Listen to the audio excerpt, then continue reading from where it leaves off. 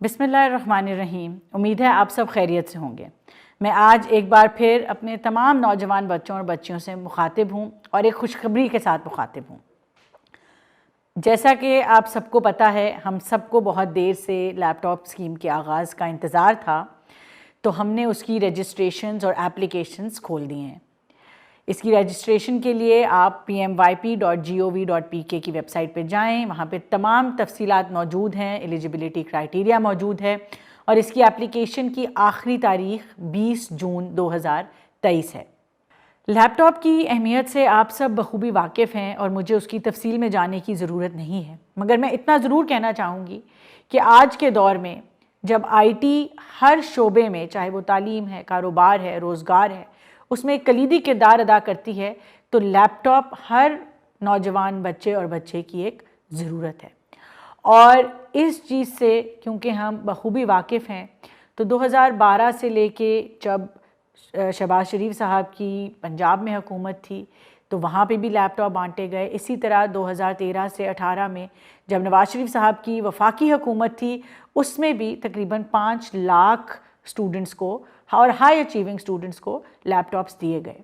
اور ہم نے دیکھا کہ جب کووڈ آیا تو یہی لیپ ٹاپس ان بچوں کے لیے تعلیم کا ذریعہ بنے اور روزگار کا ذریعہ بنے۔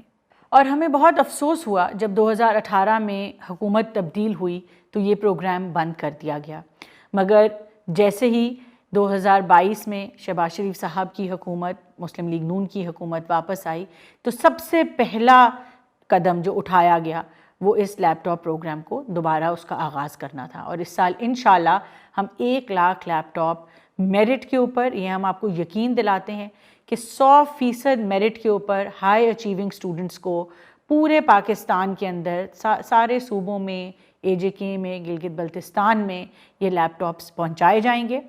اس اسکیم کے حوالے سے تمام معلومات ہماری ویب سائٹ پہ pympy.gov.pk پہ موجود ہیں۔